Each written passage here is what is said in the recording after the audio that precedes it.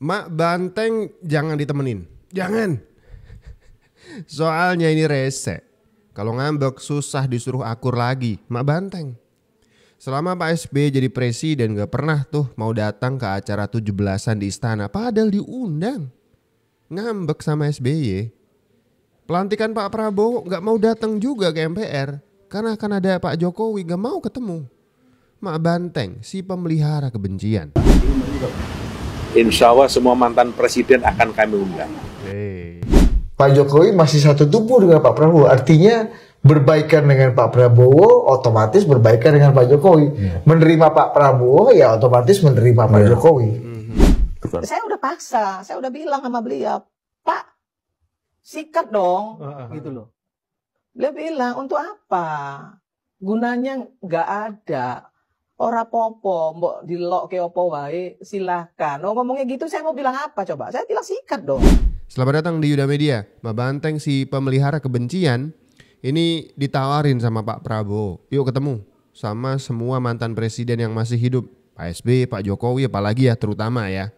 Nanti di acara HUT Gerindra bakal diundang semua mantan presiden. Prediksi, datang nggak menurut kalian? Tulis di kolom komentar, saya penasaran. Ada beberapa yang kami sampaikan, yang dilaporkan dan yang dikonsultasikan. Yang kami sampaikan adalah kami tadi menyampaikan ke beliau bahwa tanggal 6 Februari Partai Gerindra akan berulang tahun yang ke-17 dan kami berdiskusi tentang 17 tahun Partai Gerindra. Kami bercerita tentang masa-masa perjuangan selama 17 tahun partai ini berdiri. Dan beliau banyak menyampaikan, menceritakan satu kenangan yang cukup panjang. Dan partai ini bisa menjadi situasi seperti sekarang ini bukan sebuah hal yang tiba-tiba, ini sebuah perjuangan politik yang panjang, yang penuh dengan berbagai macam catatan.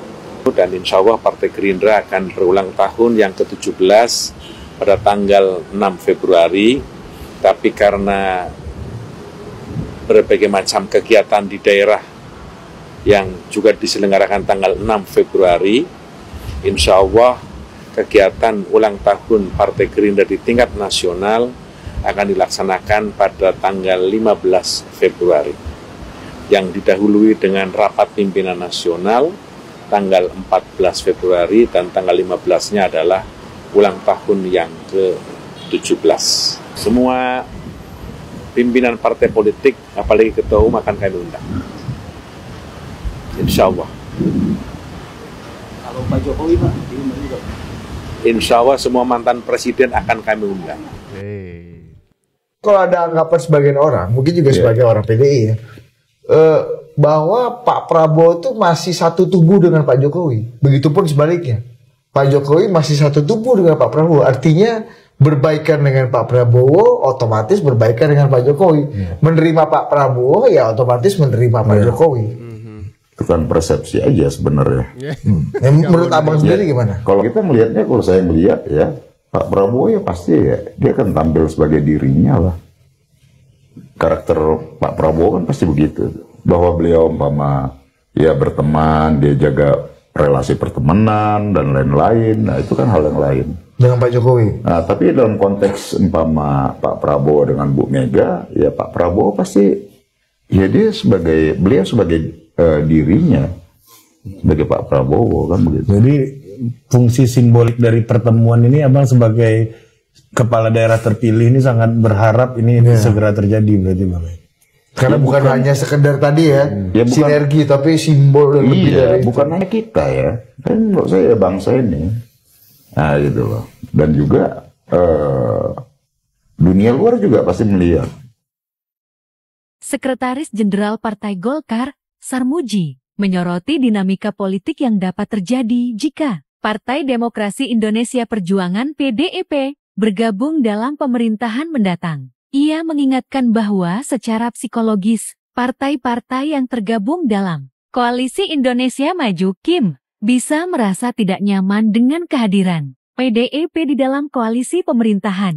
Menurut Sarmuji, hubungan politik yang telah terbentuk selama Pilpres 2024 menimbulkan perbedaan sikap dan kepentingan yang tidak mudah disatukan begitu saja. Ia menegaskan bahwa kenyamanan dalam kerjasama politik menjadi faktor penting dalam stabilitas pemerintahan ke depan. Oleh karena itu, wacana bergabungnya PDIP ke dalam pemerintahan perlu dipertimbangkan dengan matang agar tidak menimbulkan ketegangan di antara partai-partai yang sejak awal sudah solid mendukung pasangan Prabowo Subianto Gibran Raka Buming Raka. Kalau dari kubu PDIP tentu saja pengen ketemu Prabowo dan ketemuannya itu pastinya nggak gratisan. Ada hal yang dibaca, ada hal yang ditawarkan, ada hal yang dikomunikasikan. Yang paling bisa masuk akal dan mudah dipahami, ketemunya pasti juga minta jabatan.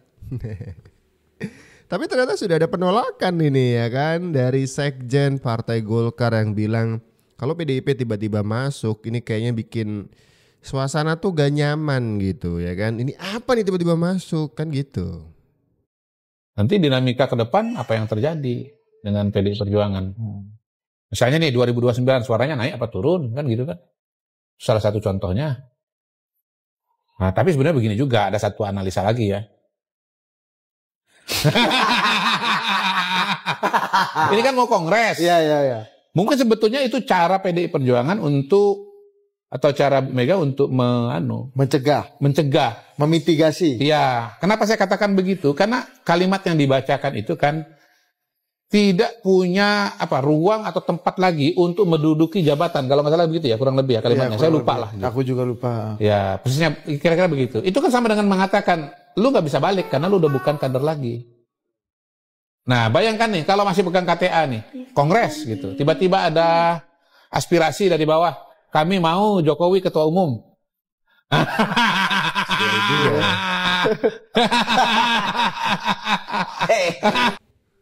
Pagi ternak onta dan ternak banteng ya kumpul sini. Ada info penting. Kemarin Pak Jokowi ini mantan presiden ke-7 dan juga mantan presiden ke-6 Pak SBY hadir di kondangannya anaknya Pak Hatta Rajasa. Ya, ngomongin apa sih? Ini buat kalian nih, buat isu baru ya. Biar kalian gak sepi, nanti gak ada job lagi. Apa sih isunya? Ini dia. Oh juga cawe-cawe sama. Oh kali itu. Tuh dengerin ya, katanya tuh Pak Prabowo mau cawe-cawe tuh sama Pak SBY ya. Kan kemarin isunya santer bener tuh sama Pak Jokowi, masih cawe-cawe lah, masih ikut andil dan segala macem tuh. Apa kata Pak Prabowo tuh?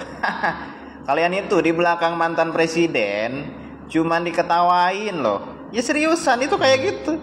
Ya, diketawain lah dengan isu-isu yang miring yang beredar di masyarakat itu. Ya begitu. Tuh, apa tanggepin tuh ya? Coba gimana menurut kalian? Loh, saya sih cuma pengen tanya. Jokowi ada terlibat BLBI? Enggak. Ada terlibat seperti Senturi? Enggak. Ada menjual Indosat? Enggak. Apa sih yang dijual oleh Jokowi? Ya, bahkan Jokowi bisa mengambil kembali, mohon maaf, Freeport.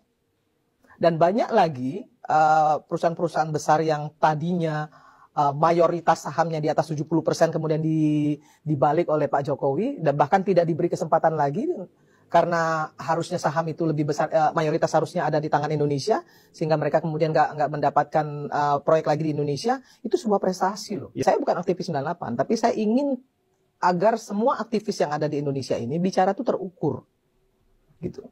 Jangan ada keberpihakan. Kalau mau independensi, kalau mau dikatakan sebagai aktivis, dia harus independen. Tidak boleh berpihak. Contoh, misal nih ya, ada seseorang yang disebut sebagai, menyebut diri atau disebut sebagai pakar hukum tata negara misalnya. Menurut saya kalau dia baru dosen, ya belum pakar, ya jangan disebut pakar. Sebut saja akademisi, ya kan, hukum tata negara misalnya. Atau praktisi hukum. Kalau belum pantas disebut pakar, ya jangan disebut pakar gitu. Ini kan kadang-kadang terlalu banyak yang menyebut dirinya pakar gitu. Ya, terus siapa yang mengakui, yang membuat membuat dia diakui sebagai pakar gitu. Nah ini juga memalukan menurut saya. Atau gitu. ngaku-ngaku sendiri. Ya, belum cocok disebut pakar, tapi udah mengatakan seolah-olah ini pakar hukum tata negara si A gitu ya. Padahal baru sekedar dosen gitu. Pakar itu harus punya keilmuan yang cukup. Seperti misalnya Prof. Yusril, ya kemudian Bang Margarito itu bisa disebut pakar. Tapi kalau yang lain menurut saya, kalau saya pribadi ya, nothing lah. Saya suka malu sendiri aja sih Bang sebenarnya ya. Karena biar bagaimanapun saya ini aktivis Bang, ya. Tapi saya merasa saya tuh nggak pernah ngomong berdasarkan money, nggak pernah Bang. Boleh cek deh. Terus ada orang bilang, wah ini si Irma Suryani ini ternaknya Mulyono. Iya. Saya bilang, saya jawabnya santai aja Bang. Alhamdulillah masih anaknya manusia. Mulyono kan manusia. Daripada anak onta dengan anak banteng. Berarti kalau dia disebut anak onta, dia disebut anak banteng, berarti kan anak binatang. Betul. Kalau saya masih disebut anak Mulyono berarti anak manusia. Masih merasa terhormat saya gitu. Saya menyampaikan atau meluruskan semua berita-berita karena saya paham. Betul. Saya nggak mau bicara kalau saya nggak paham. Contoh misalnya, ketika misalnya si presiden akal sesat itu selalu ya mencaci maki Jokowi misalnya begitu. Saya pernah ngomong berkali-kali kan sama Abang juga pernah. Saya tanya kok sama beliau, kenapa sih nggak dijawab? Kan gitu. Beliau bilang, nggak perlu, Bu Irma aja itu. Nggak penting untuk saya. Gitu. Saya kerja aja gitu. Masa itu aja masih nggak malu gitu loh. Nggak pernah digubris. Apapun omongannya, mau dibilang tolol, dungu, bangsat. Nah, nggak pernah digubris gitu. Luar biasa. Tapi terus dihajar habis gitu. Dan masyarakat tahu, masyarakat bisa menilai ini manusia seperti apa sih gitu, ya ini demokrasi seperti apa kalau bisa membajingan-bajinganin orang karena dia seorang filsafat gitu ya, seorang bisa dibilang pakar filsafat lah gitu ya menurut dia gitu ya. Kemudian dia bisa ngomong, saya nggak bicara dia sebagai manusia, dia bicara sebagai presiden tai kucing lu lah. Ya kan? Dia presiden dan dia juga manusia, nggak bisa dipisahin. Apakah dia presiden, dia sebagai posisi dia sebagai presiden atau sebagai manusia, nggak bisa dipisahin. Terus lu bisa anjing-anjingin, lu bisa bajingan-bajinganin. Lu sendiri siapa? Apa yang udah lu lakukan tuh bangsa ini? Karena Pak Jokowi terlalu baik kali ya Kak Irma, terlalu mengalah ya kan, sehingga mereka ini merasa seolah-olah pelampiasan untuk mendiskreditkan, menghina, mencaci maki itu seolah-olah enteng karena nggak pernah dilaporkan Kak Irma. Gitu loh. Ya karena memang saya bilang ya, mohon maaf ya, saya sampai pernah ngomong si cingkring ini gitu ya, Pak Jokowi itu ya bukan orang yang mau membahas hal-hal yang nggak penting kayak gini.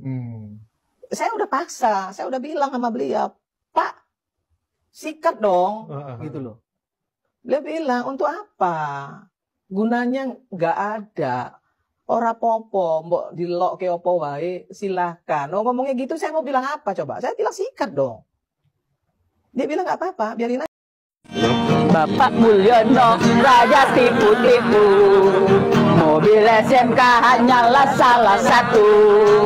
Banyak fakta, banyak bukti ditemui. Mulyono serakahnya setengah mati. Ini nyanyian bukan sebuah isu, tapi kenyataannya memang begitu. Banyak fakta, banyak bukti ditemui. Tidak usah disebutkan satu-satu. Ini parah nih.